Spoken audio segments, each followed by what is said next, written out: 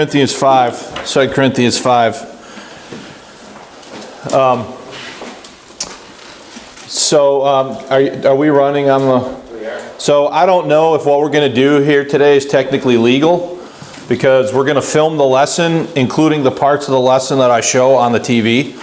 But we have purchased the material, all the material the church has bought.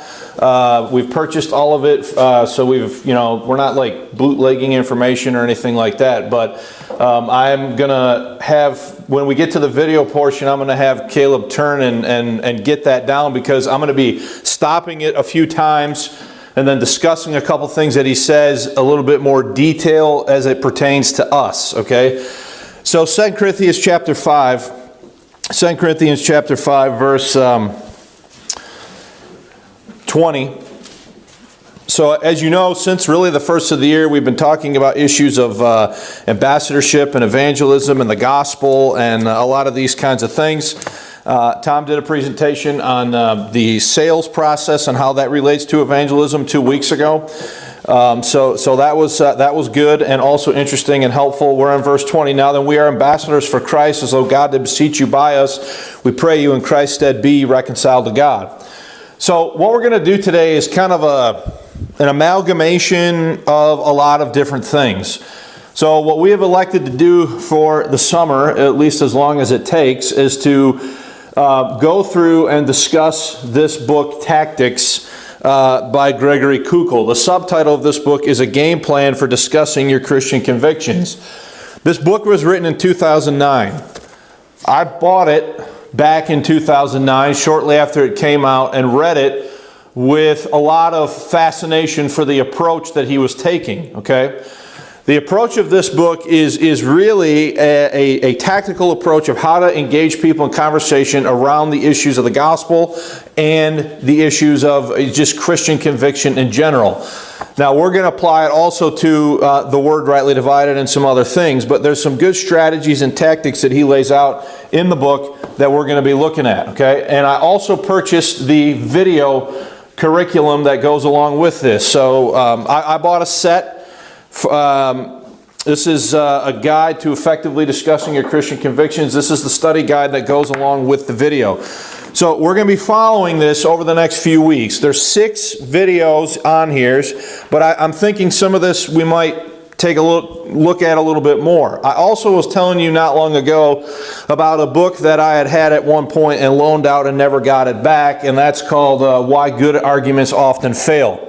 So I also repurchased this, and I'm going to be using this periodically to supplement some of the things that Kukul is going to be bringing up in Tactics. Okay, so I think I got to everybody, or most of you, and asked you to read chapters 1 through 2 before you came to class today.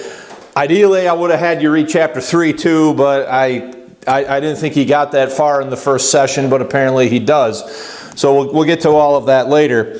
So in the study guide here that comes with the DVD, there are some interesting scenarios and things that he gives you to kind of go along with this. So I want to start. Before I do, let me just say, this man is not a mid-Acts Pauline dispensationalist. He does not use the King James Bible. Okay, so obviously, when it comes to the issue of the Bible that he's using, and when it comes to the issue, I haven't seen anything in the first one that I thought was necessarily objectionable or anything along those lines. But I'm going to be using this material as a guide and then interjecting into it sort of how I think this relates to or pertains to us. Okay, so we're not just going to go straight up off of what he says. We're going to be looking at some different things and trying to make some connections here for how we should think about some of these tactics. Okay, so I want to start here. So here's the discussion question. All right, when I think about discussing Christianity with non-believers, I A, relish the encounter. B, am willing but nervous and uncertain.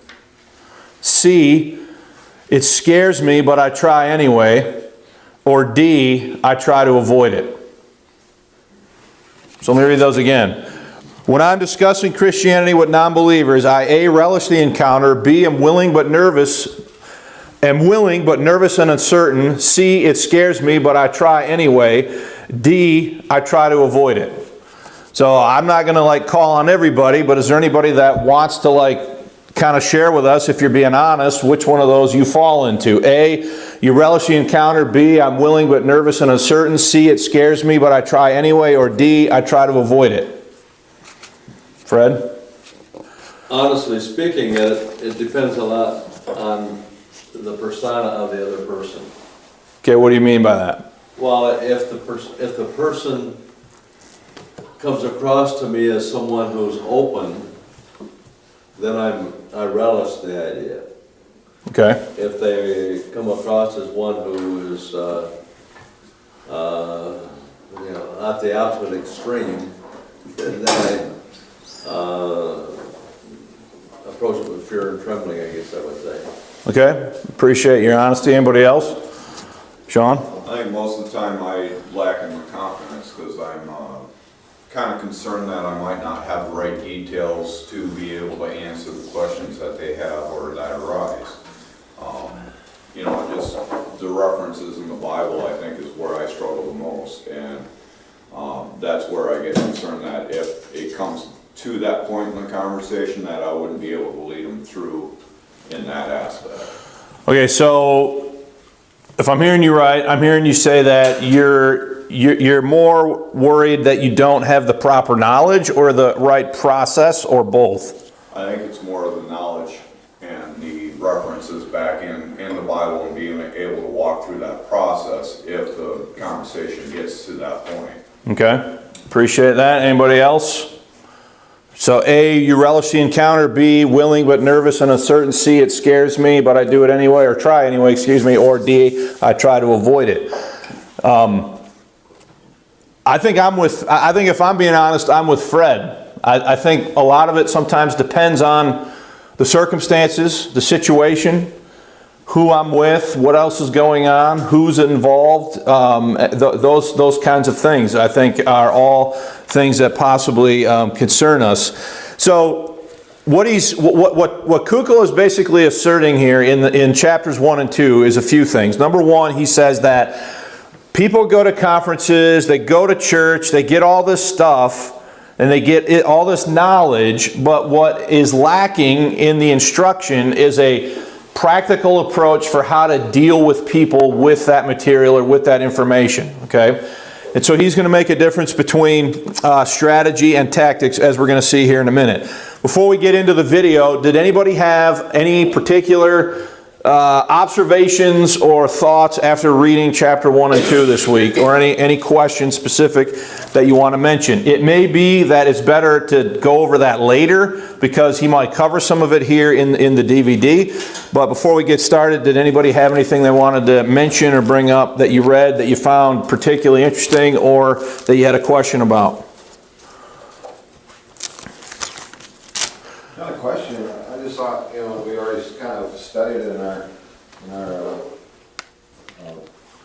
evangelistic classes that like one water, one sowed, and the God gave the increase, so it's not like putting the whole, takes the burden off of us to have to think, oh, I gotta do it, I gotta be perfect, gotta say this right, do what I can, and let God do the rest. I kind of like that. That takes a whole lot of burden off. We ain't the one that does it, God, and that's kind of cool. Yeah, and that's a good point. He's going to get into that here. Okay. So go ahead. Were you done? I'm sorry, I didn't mean to cut you off, Bill. All right. So let's start watching this. There's a couple times where I'm gonna stop it. So this first session it covers basically chapter 1, chapter 2, and chapter 3. So we'll get into this here, and then I'm going to stop it a couple times and make some comments. Welcome to the class. I am thrilled that you're taking this class for a very important reason. I think you may very well look back on this particular time that you spent with me and this tactics class as a turning point in your life. That is, as a time when everything changed for you in the way you engage other people about the gospel of Christ. This is what happened to me 10 or 15 years ago when I began to use these tactics more effectively. And I have taught this to thousands of people, literally. And everywhere I go, people come back to me and they tell me, this changed my life. This training, this teaching, this approach to engaging people with the claims of Christ has absolutely changed my life. So I have a great expectation that this is going to be the same for you. And so I encourage you, don't miss a single session if you're going to do this as a group. It's that important. Now, the reason that you're going to be a different person, things are going to change for you because of this course, is because I'm going to provide for you something that has been missing in your training so far. I get a chance to speak at a lot of conferences. There are conferences where a lot of people go to them and a lot of smart guys are doing the teaching, okay? And they bring you lots and lots of good information, and that's fabulous. We need it. And in fact, there's hardly a challenge that has been made on Christianity that hasn't been addressed by some really thoughtful person and dealt with, so we don't have to be afraid of anything.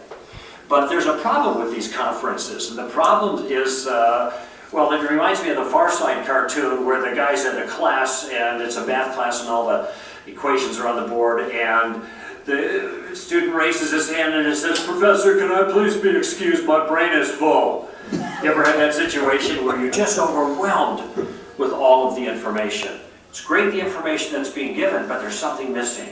And the thing that's missing is a bridge. So I just want to stop it there. How many of you can relate to that? You come to church, you go to Bible conference, whether it's our conference or somewhere else, and you go and you just get all this information and you get filled up as far as your knowledge goes, probably more than you can possibly comprehend. Like you really can't squeeze another thing in there. And then you leave and you're sort of like, okay, what do I do with this? Okay. How many of you have had that sort of experience, if you will, right? I know I have, all right? So what he's saying here is what's often missing is the tactical approach and how to talk to people about this information. From the content to the conversation, a bridge from the scholarship to the relationship. How do you take all of that stuff that you've been learning and get it in play in a productive way in a conversation? And that is the missing piece that I want to give you in our time together.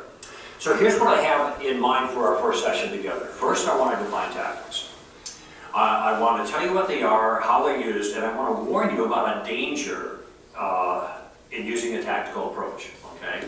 The second thing that I want to do is I want to suggest a significant change in the way you approach what we usually call evangelism. Okay, a different way of looking at it. The third thing I want to do is I want to introduce you to the first and the most powerful apologetics tactic, the one that really is the very core of our game plan. And what I'd like to accomplish in the process is not to just give you more information. I want to make a contribution in your life to help produce a certain type of person.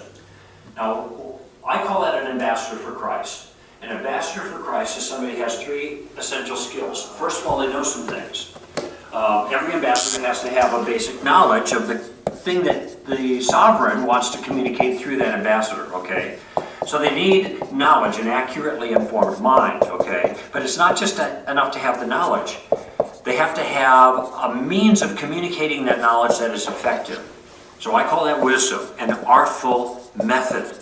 But if you have the knowledge and you have the method, but it turns out you're a drunk or a womanizer or just plain rude, you can see now how a person's character is going to undermine the message. So the third issue is character. You have to have... So I just want to stop it there. What do you guys think of those as being the three essential skills of an ambassador? So you have, so this is on page, in your book, this is on page 24 and 25, okay? This is on page 24 and 25. So he starts off with knowledge, right? And he says, well, you have to have what? You have to have knowledge. So turn with me in your Bible. I want you to get Colossians 1. Get Colossians chapter 1. Now, some years ago, I did a whole series of studies here at the church called Praying the Powerful Prayers of Paul. And all we did was we studied the way Paul prayed as an example to us, right? So you think about how Paul prays, and you think about what he just said. Now, he's not saying it exactly the same way I'm saying it. He says there's three essential skills to a 21st century ambassador: knowledge, wisdom, and character, right? If you look at what Paul prays, Look at Colossians chapter 1, look at verse 9. He says, "For this cause we also, since the day we heard it, do not cease to pray for you." Okay, now watch. "And to desire that ye might be what? Filled. Filled with what? Filled with the knowledge of His will in all what? Wisdom and spiritual understanding." What is Paul's prayer for the Colossians? His prayer is that they would be filled with the what? First, the knowledge of His will. So Paul says they have to what? They have to know some stuff, right? Then he says in the verse, he says, "And do not cease to pray for you, and desire that you might be filled with the knowledge of His will." Then watch, in all what? Wisdom, right? So this is your knowledge. This is you knowing stuff. So I'm going to be real technical about this. So this is knowing stuff. What is wisdom then? Wisdom is the ability to apply what you know. Now that's Paul's prayer for the Colossians, right? So I don't think he's very far off base, right? You think about what Paul's talking about, and he's saying that he's saying these two things. Let's go on. Yeah, Nate. Say verse 10 is the purpose of. Yeah, and I was getting into that. Verse 10, that ye might walk how? Well, what's that? Character. That's your character, right? That's your what? That's your walk. All three of those, Paul is praying on behalf of the Colossians. Verse 10, that ye might walk worthy of the Lord unto all pleasing, being fruitful in every good work, and increasing in the knowledge of God, strengthened with all might, according to His glorious power, unto all patience and longsuffering with joyfulness. This is really all still the same prayer, by the way. Giving thanks unto the Father, which hath made us meet to be partakers of the inheritance of the saints in light, and so forth, right? So three essential skills of an ambassador. Number one, you have to know what's going on. He said it, Kukul said it, you have to know what the plan of the sovereign is that you represent, right? So we have to know what God's doing today in the world, right? He's saving men by grace through faith. We are living in the dispensation of grace. You need to have wisdom, second, to be able to apply what you know, right? And then you have the character, or you have the walk that's going to follow from those, and that's what he's identifying. So does anybody have any questions or comments about that before we move on with the video?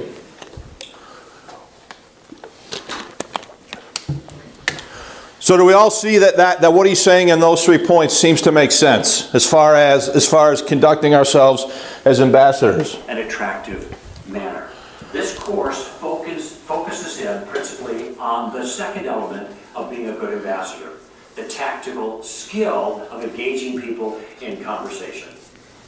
So let me pause for a moment and talk about the difference between tactics and strategy. You hear these terms being used in military circumstances and conversations and the like. There is a difference between the two of them, and especially as we engage other people with the claims of Christ, we want to think of these two different things. Strategy kind of involves the big picture. And the way I look at that with regards to our circumstance as Christians is the big picture involves all of the information that we have to make our case. Whether we are defending against a challenge to Christianity, we call that sometimes defensive apologetics or negative apologetics, if you will, or whether we're making a positive case for Christianity, and some call that positive apologetics. In either case, we have the goods. We have the best content, the best information, we have the best worldview, the one that makes the best sense of reality. And so we have the goods. That's the big picture. But how do we get the goods into play in a conversation with people? And this is what I was talking about a few moments ago when I talked about the bridge.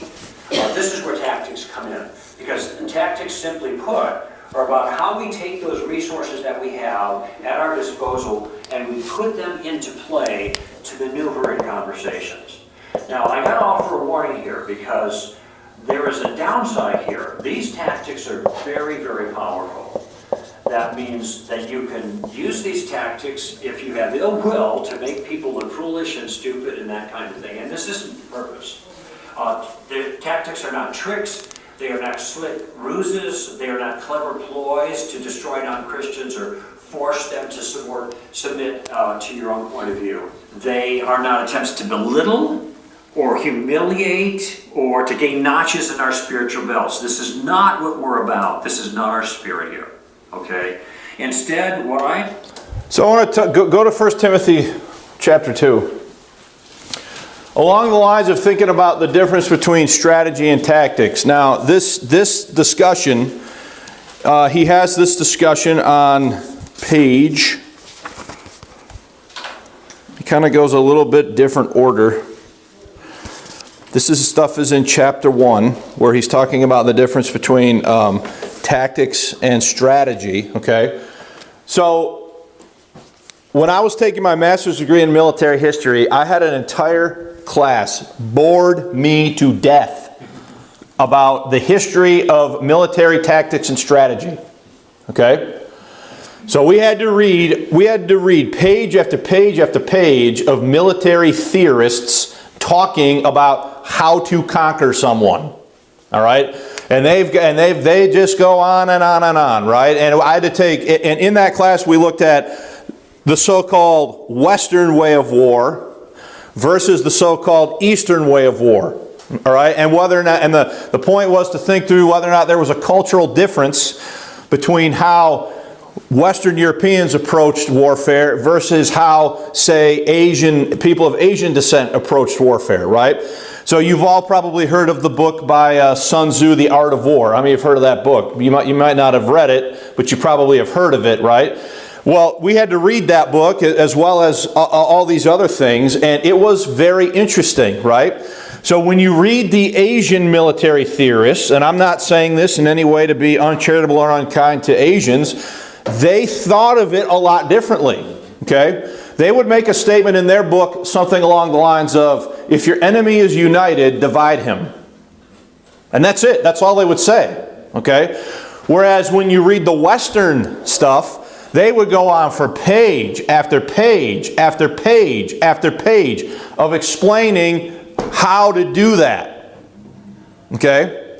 Now you think about strategy as the big picture. Look at 2 Timothy chapter 2. Okay? If strategy is the big picture, here is the strategy. Verse 4. Who will have all men to be what? Saved. What are the two things God wants? He wants all men to be what? Saved. And what's the second thing in that verse he wants? Come to the knowledge of truth. He wants them to come to the knowledge of what? So as we think about our role as ambassadors, what is the strategy that we're trying to accomplish? We're trying to accomplish, number one, to have all men be what? Saved. And what? Once they're saved, then what?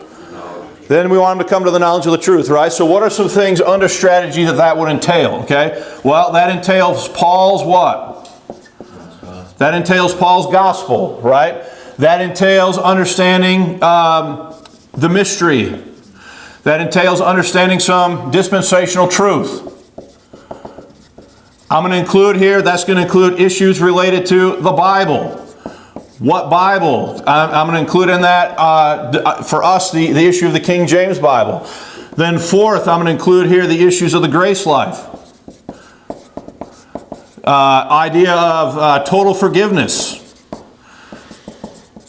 Some of these issues related to intervention, how God's working today, right? So when we think about the strategy as the big picture of what we're trying to be accomplishing as ambassadors, Paul's telling you what that is there in 1 Timothy.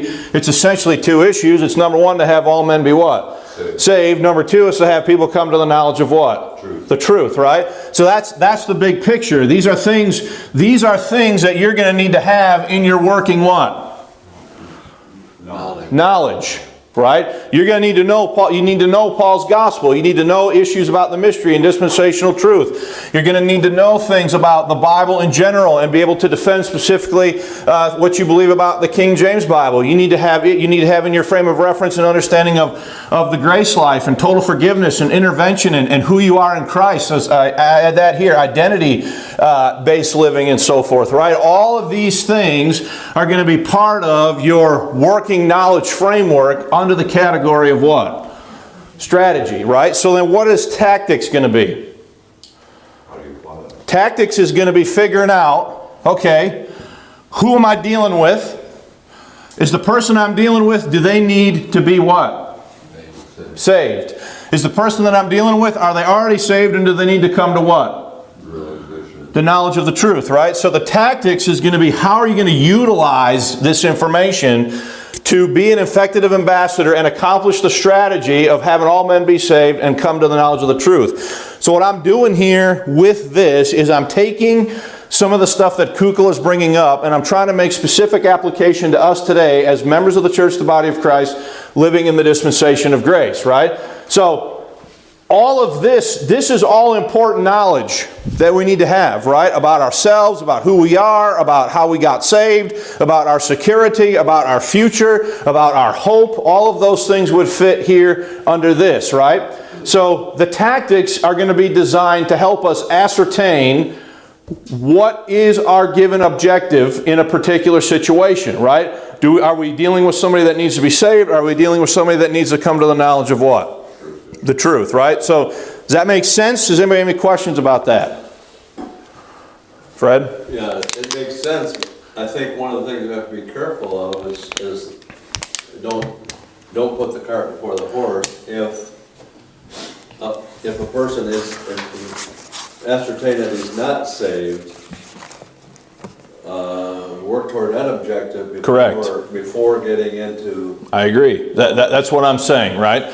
So as you encounter a person, you have to figure out where does this person fit? Is this a believer who's confused? Right. Or is this an Unsafe person. An unsafe person, right? So once I've ascertained that, is that going to impact how I go about dealing with that person? Okay? There are a lot of people who are saved people who don't understand anything about their identity, don't understand anything about total forgiveness, don't understand anything about intervention and these types of things. Or we could throw in here the will of God, or a bunch of other practical, or prayer, or a bunch of other practical topics, right? So all of this is going to form your knowledge base, okay? The stuff that believers... So all this information is, going back to what he said in the video, all this information is typically imparted at Bible, at church and Bible conferences and that kind of thing, right? But then you leave without any discussion of what? The tactics of how to do it, okay? That's kind of what he's getting at. So other than Fred, did anybody have a question or a comment? Okay, let's look at the next section. Teaching you are tactical maneuvers and conversations that will actually help you to manage the conversation, not to manipulate people. It'll help control the circumstances that you're in, not coerce people. We're not forcing our views. We're offering arguments. We're seeking to persuade people. Okay, we want to finesse them, not fight with them. All right. We want to use our tactics to maneuver and navigate through the minefields that we invariably are going to encounter when we're talking with other people about our convictions. Basically, the point of the tactical approach is to put you in the driver's seat. Okay, we'll revisit that notion a number of times, but I want to teach you a technique that will allow you to stay in the driver's seat yourself. So now we know what tactics are and what they're not. And I want to talk next about an insight that has completely changed my approach to conversation with other people. A number of years ago, after having, long seasons of frustrating engagements with others, it became clear to me that I was using the wrong approach. And the insight that helped me out here was simply this: before there can be any harvest, there's always got to be a season of, let's just call it gardening, okay? And this is so important, I want to repeat it. Before there can be any harvest, there always has to be a season of gardening. And you think about it, virtually no one anymore goes from 0 to 60 overnight. They don't get introduced to the gospel and then become a Christian right away. That almost never happens, especially in our communities right now. Those kinds of important decisions take lots of time. And I want you to think about what Jesus said in John chapter 4. This is the woman at the well, and it's a very popular passage, and it's a great conversation Jesus has. But sometimes we miss what he said afterwards. And in fact, it was about 1.5 years I was reading this passage, and all of a sudden it jumped out to me. This other part, and how well it fit into what I'm talking about here. Jesus had talked to the woman at the well. She went off to Sychar to tell everybody what this man had told her, bring them to see him. The disciples came, they were out getting food. Jesus says to them, you are about to reap where you did not sow. In other words, there are other people who did the heavy lifting, you're going to get the easy pickings. He said, and in fact, he said, you say there are 6 months or 4 months and then comes the harvest. He said, look, the field is ripe for harvest. He's probably indicating that particular field. I don't think he meant that every field is always ripe for harvest, but that field was. And he's probably referring to the white robes coming across the field right then, being led by the woman at the well. And then he says this, so that the one who reaps and the one who sows can rejoice together. Do you see that? There are two different kinds of workers. There are sowers and there are reapers. There are two different seasons. There are sowing, gardening, if you will, and reaping. But there's one team. And frankly, when I look back at my life, I realize that I've really been a gardener most of my life, whether it's with radio or TV interviews or lectures or what I do in my public presentations. I'm gardening. I'm not harvesting. That's not my skill. And some of you are frustrated because you realize, boy, harvesting is what it's all about. That's what you think.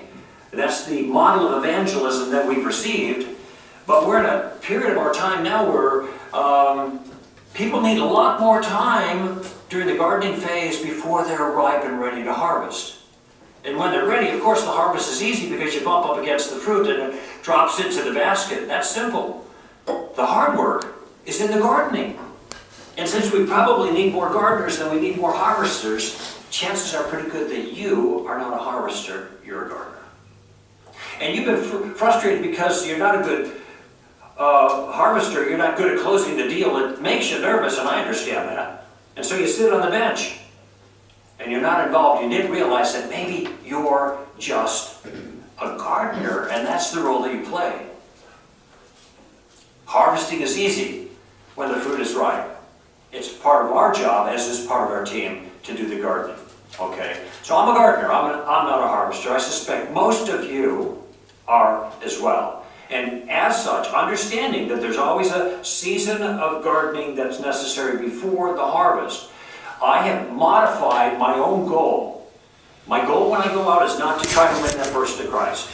It may not even be to get to the gospel, because sometimes there's all kinds of stuff that have to be dealt with before people will take the gospel seriously. I have a different goal, and I encourage you to adopt the same goal. And what is that goal? So whenever I speak to a non-Christian audience, I have a different goal in mind, and I let them know this goal right up front. I say to them, I'm here tonight because my life has been deeply changed by an ancient teacher. His name is Jesus of Nazareth. And 40 years ago or so, when I was a student at UCLA, I began to think about the claims that Jesus made about himself, about the nature of the world, and the claims that he made on my own life. And I began to ask a lot of questions, and I even pushed back quite a bit too, but finally I came to the conclusion that Jesus got it right. This is what I tell him. And so I began to follow him. Now I say, I'm not here today to convert you. That's not my goal. I just want to put a stone in your shoe. I just want to annoy you in a good way. And they all start laughing when I say this because they expect the Christian to annoy them. So I say, okay, I'm your guy, but you're going to thank me for it. I just want you walking out of the auditorium tonight, kind of something I said bothering you, sticking at you. I want you to see that Christianity is worth thinking about. And if I can put that stone in their shoe in the lecture that follows, then I'm happy. I'm going to do a little gardening, because I know that we got a whole team of people and a lot of them are gardeners. And I'm going to do a little, you do a little, others do a little, and then when the fruit is ready to be harvested, God's going to bring a harvester, somebody who's capable, into their life to accomplish that particular goal. So, all right, so get 1 Corinthians 3 and 2 Timothy 4. So, Bill, you kind of brought this up a little bit at the beginning of the lesson. What do you make of what he's saying about if you could accomplish this, then you've done something good? Okay, this could be a controversial thing to me. of how you think about this. I can conceive that there might be some believers who are like, no, you need to be pressing for a decision every time you encounter somebody, and you know, seeking to be a closer every time that you have a conversation with somebody about the truth. What he's saying, and the way I understand him, and the way I understood it when I read the book almost 10 years ago, was, listen, if you give them something to think about that they cannot ignore, the chances of them coming back to you to find out more information are extremely high, even if you in a given conversation cannot or don't have time, or the circumstances won't allow for you to take them all the way through. You need to at least have the goal of giving them something to think about. Okay? So Bill, what do you make of that? Do you agree with that? Do you disagree with it? I mean, I'm not saying that's the gospel truth or whatever. It's this man's idea. So what do you think about that? Plant seeds. That's what he's right. I think most people do. You know, you can say, I trust in the death, burial, and resurrection of Christ, and he's my Lord and Savior. He paid for all my sins. And he's God. But sometimes people want to hear something before that. Well, all I've heard is, they say all they heard is crap, or they just don't like Christians because of the way they live. Okay. I think it's a good way. Something to remember. We'll catch it all. Sean? I think from observations and from people that I've talked to in the past, when somebody goes out with that goal of getting the decision, they're more forceful, and people quite often are just saying, okay, to get somebody off their back. Not that their heart's in it anymore, not that they're really convinced, but I think a lot of people at that point kind of, for lack of a better term, backslide and don't really pursue and don't really have their heart in to following up and actually investigating what's been presented to them. So if I'm hearing what you're saying accurately, you're saying that if you that a lot of people will just tell you what they think you want to hear to get rid of you. Is that what you're saying? When a person goes in with that goal of getting that decision, I think a lot of times they get to the point where they annoy people to an extent that they'll just give in to whatever you're presenting to them. Okay. Yeah, basically. Nate? Well, I think a great example of that is Fred and Cody. You know, he worked with them for quite a while. I mean, I'm sure he's talked to you a couple times during that process, but you know, he came and talked to me a few times about it, and Fred built a relationship with that young man, and over the course of weeks and even months even, that you worked with Cody, over the course of weeks and months, finally, just gave him a little bit at a time, and talked with him, and then eventually he got to that point where he made the decision. It didn't happen the day he met him. So the idea, does adopting what he's saying, and the other, so let's just read a couple of verses here. 1 Corinthians 3, we've read this before, and Bill already alluded to it, verse 5. Who then is Paul and who is Apollos, but ministers by whom ye believed, even as the Lord gave to every man? I have planted, and Apollos watered, but God gave the increase, right? So there's his illustration of the activity of what? Gardening, right? Planting and watering is the activity of doing the gardening, right? Tending to the seed, right? Verse 7, so neither is he that planteth anything, neither he that watereth, but God that giveth the increase, right? Now he that planteth and he that watereth are one, and every man shall receive his own reward according to his own labor. So there's obviously a lot of things we could get into there, but the concept of what he's talking about is there. Another scripture that came to mind as I was doing some prep for this week is what Paul says in 2 Timothy 4 verse 1 or verse 2, where he says, preach the word. Be instant in season and what? Out of season, right? So, so let me just share with you the big catastrophe at our house this week. The big catastrophe at our house this week was we are moving the horse to our property, and the realization that we don't have any hay. Okay? So I don't know nothing about hay. I know absolutely nothing about hay. So now this week I learned that there are 3 cuttings that each cutting has different quality hay of the nutrients that are in the hay. I learned all this stuff, right? Because now we've got to go and buy hay for the horse, right? And I've learned that there's a late spring, early summer harvesting of the hay, which is happening now. Then there's a late summer, mid to late, or later summer, like late August, early September harvesting of hay. And then there is a fall harvesting of the hay. And every time, same hay field, same everything. Every time you harvest the hay, you get a different, the quality of the nutrients in the hay is different depending on what time of year you harvest it, right? Okay? So I'm thinking about all this in relationship to what I'm studying to prepare for this lesson, and I'm thinking, that's interesting, right?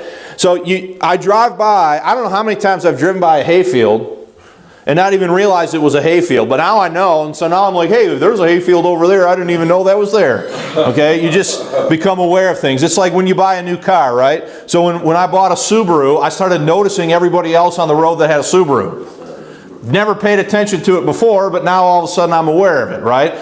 My point is, when Paul says, preach the word, be instant in season and out of season, there's that reality, right? You don't know. Your job as an ambassador is to know the truth and give people what? The truth, right? You don't know where they are at individually in that process, okay? So the idea of putting a stone in the shoe, I'm curious as a sort of follow-up question. Does adopting that approach take the pressure off? And if the pressure is taken off, does it make you more willing to engage in the process of ambassadorship? Okay? So, does anybody have any feedback on that? Or thoughts on that? I find it a lot easier because sometimes it's just a quick, short conversation. It's not a long drawn out, you don't need to set aside time for this, you can have just some quick, short, somebody you'll engage again later, but just some quick, short information, something just to get them thinking. So you don't need to have a church council meeting every time you talk to somebody? Right. Okay. Anybody else? All right, now he's going to finish this point up and start getting into the tactic. I want you to think about changing your goal, not to get them to sign on the dotted line, but just to do a little gardening, just to put a stone in their shoe. Okay, but I have something that you don't have that makes all the difference. I have a game plan. And that's the game plan that I would like to share with you during this course. And here's the promise that I'm going to give you. In this course, I am going to give you a game plan that will allow you to converse with confidence in any situation, no matter how little you know, or how knowledgeable, or aggressive, or even obnoxious the other person may be. Okay? It's a game plan that I ordered in a very particular way to make it simple to follow, yet is tailor-made for each individual. It follows Paul's directions in Colossians chapter 4, verse 5 and 6. And here's what he says there. He says, conduct yourselves with wisdom towards outsiders, making the most of the opportunity. So first he says, be smart, all right? Second he says, let your speech always be with grace, seasoned as it were with salt. Be nice. How about that? Be smart, be nice. What a concept. Third thing he says, so that you know how to respond to each person. All right, I just want to read that quick out of the King James. Colossians 4, look at what he says, verse 5. So he starts off there and he says, walk in wisdom. Okay, so what would that be? Of these three things here, what would that be? Knowledge, wisdom, or character? It'd be both, right? It would be walking with what? Wisdom. With wisdom, right? So he says, walk in wisdom toward them that are without. Who's that? That's the person, that's the non-believer. That's the person that's not part of the assembly, right? That's the person that's not a part of what's going on in the church in Colossae. Walk in wisdom to them that are without, redeeming what? The time. Okay? Redeeming the time. Let your speech, that's related to this. That's related to how are you going to engage people. He says, let your speech be always with grace, seasoned with salt, that ye may know how ye ought to answer every man. Okay, now I'm going to say this to you right now. Paul practiced apologetics. He says right there in that verse that ye may know how ye ought to answer what? Does Paul anticipate that as a believer you're going to receive objections? Does Paul anticipate, as a believer, people are going to have questions, and that it's going to be your job as an ambassador to know how to answer them? Okay?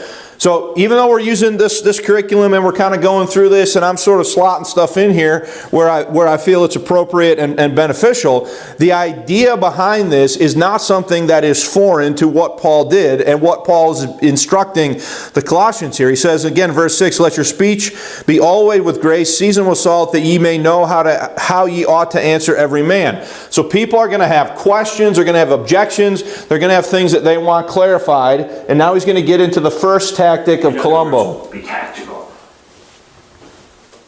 Be smart. Be nice. Be tactical. Now let me give you an example of what I mean about employing this kind of tactical approach, trying to put a stone in someone's shoe, not going for the gold, but following Paul's advice there in Colossians chapter 4. A number of years ago, I was having a conversation with a young lady in a film place. My wife and I, this is before our digital days, we were having some film produced, and I noticed that there was a pentagram hanging from her neck. Now, a pentagram is a 5-pointed star. It's usually an occultic symbol, but I wasn't exactly sure what it meant for her, so I asked her. I said, does that jewelry have religious significance? And she said, yes, it does. The 5 points stand for earth, wind, fire, water, and spirit. So, okay, I've heard this before. I wanted to know whether it really had religious significance for her, and I asked her that question. She said, yes, I'm a pagan. Now, I'm a trained professional, so I'm, cool and calm. My wife never heard that before. When she heard the lady refer to herself as a pagan, my wife started to chuckle, and then she caught herself, and she said, I'm sorry, I didn't mean to be rude. I just never heard anybody admit it before. She'd only heard the word pagan used when her girlfriends would call their kids in, get in here, a bunch of pagans, kind of thing.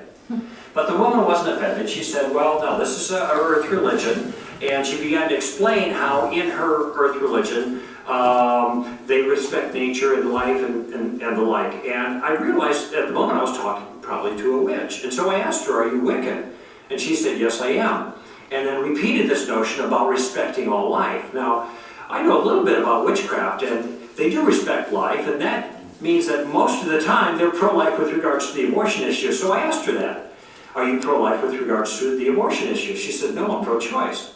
I said, isn't that a little bit unusual for a witch to be pro-choice? And she said, yeah, it is, but...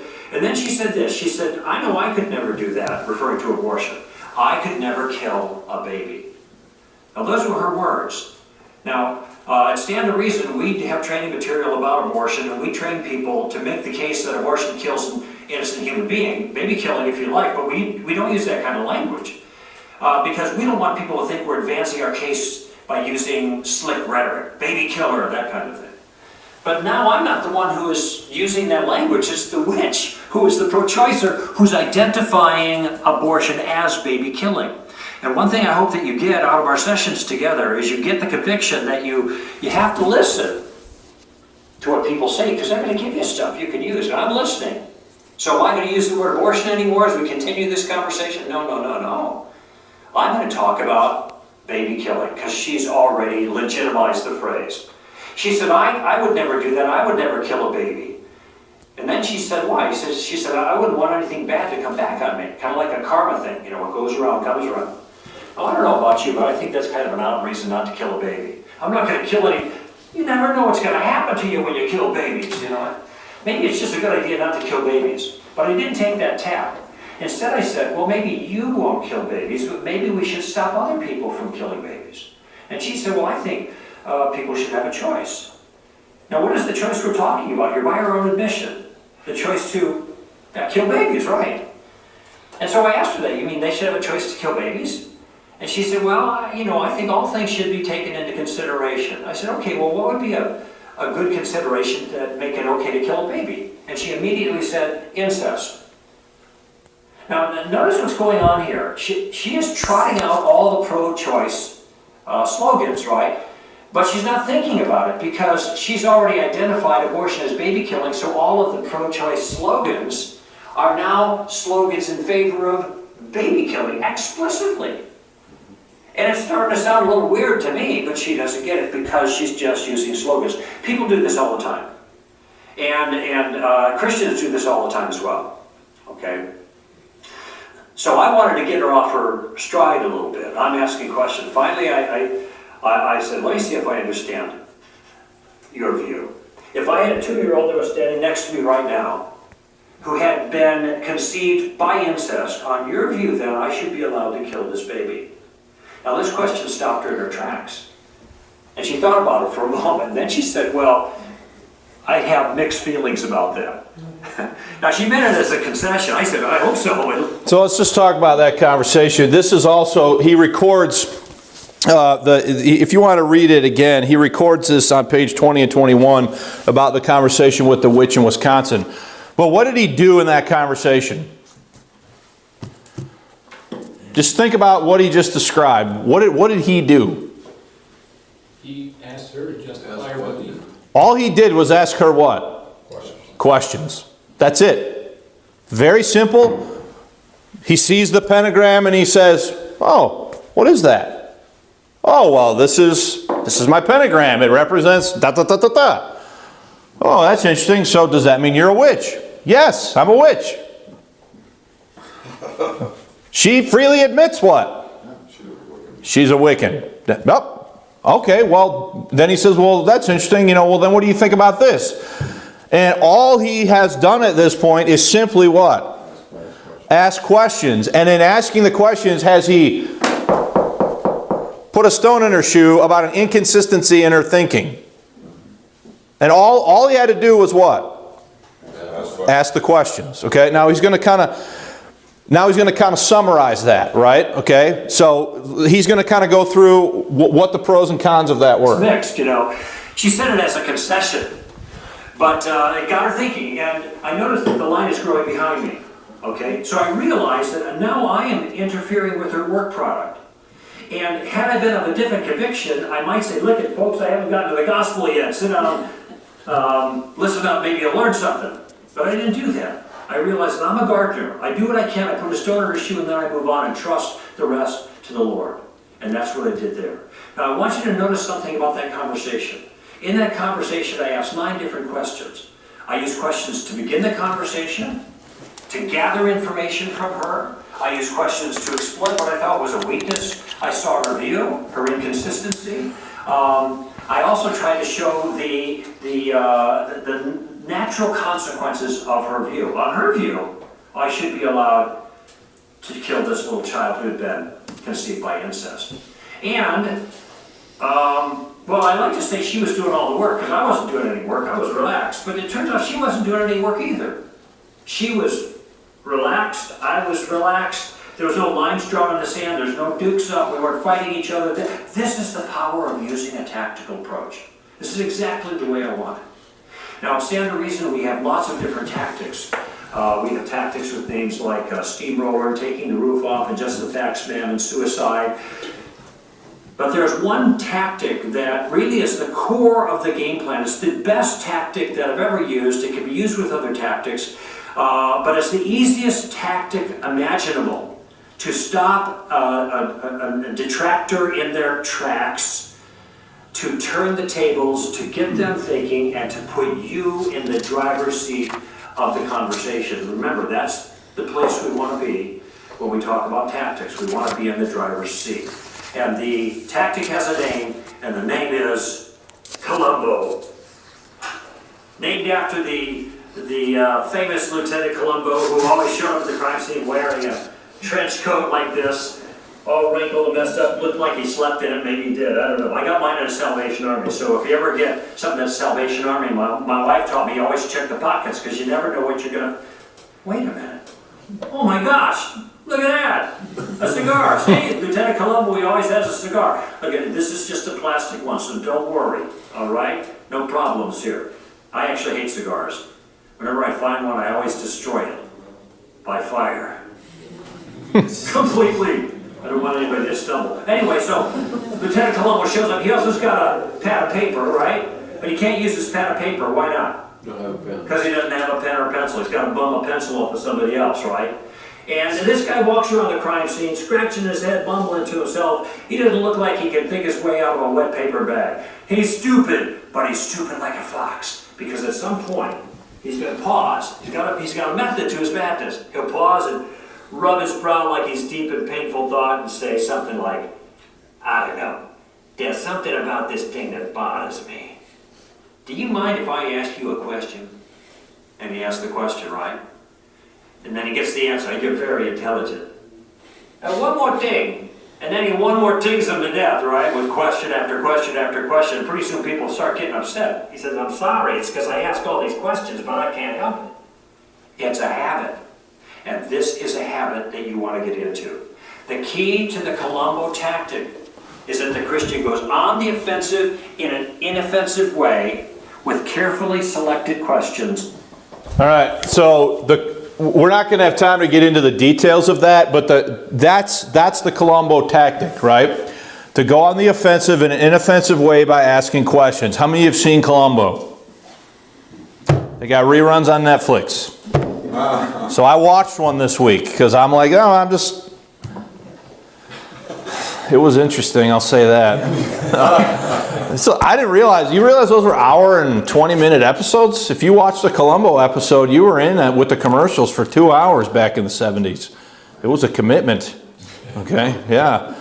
But anyway, that's exactly what Columbo does. He walks in and he sort of looks like he's disheveled and he's unkempt and his hair's a mess and he's walking around and he comes across as sort of just this bumbling, sort of dummy, if you will, who just has all these questions. But in the meantime, is he extracting a lot of information out of the people without them being threatened by him? Okay? So we're a few minutes to time. How much time we have left on the...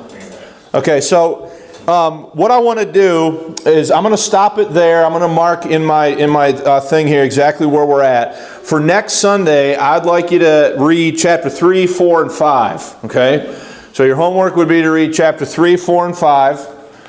So that's the homework. All right? I do want to end, though, with a scenario. Okay? So just a little practice scenario. We can do this together. All right? So thinking about Columbo, thinking about going on the offensive in an inoffensive way by asking questions. Suppose that you were in this scenario, the following scenario, okay? The scene. You're at a dinner party at a friend's house with some of your close friends from church. The conversation ranges naturally over a number of interesting spiritual topics. Suddenly, to your surprise and embarrassment, the host's 15-year-old son announces with some belligerence that he doesn't believe in God anymore. It's simply not rational, he says. There is no proof. No one had any idea he'd been moving in this direction. The audience is stunned. The challenge. Your opportunity will pass quickly. You have only a few seconds to initiate further dialogue, but you want to do so in a way that will be productive and will help everyone in the room reflect intelligently on the issue. What will you say? This is under an exercise called 10-second window. It's under the idea that somebody says something and you have a very short amount of time to what? To respond. Okay, now this goes along a little bit with what Lee talked about earlier, a few months back, about breaking the sound barrier, right? So you're in this scenario. Maybe we'll start next Sunday. I'll give you a week to think about it, okay? Give you a whole week to think about your 10-second window, all right? What would you say? Using the tactics, using the Columbo method, even though we haven't studied it all in detail yet, you're at this scenario, you're at this gathering, and somebody says this. You have a short window of opportunity to say something. What are you going to say? Okay? So I want to start our next class next week by hearing feedback on that question. Does that make sense? Does anybody have any questions or comments or thoughts as we wrap up this lesson? I think the point that he brought up in the book that he didn't really bring up here is once you've engaged into an argument that you've already lost you've lost, either whether they get upset or you get upset. At that point you've lost any, I guess at that point it's your character that you've lost them as far as being able to engage them. And when you say an argument, you are meaning a verbal altercation. Yes. Right? Where there is shouting, yelling, raised voices, all that sort of thing. Yes. And that's a good point, Sean. And one thing I'd add to that is the following. You remember he just went through this scenario with the witch in Wisconsin in the film store? Okay? The other thing that you have to realize is it may be that you're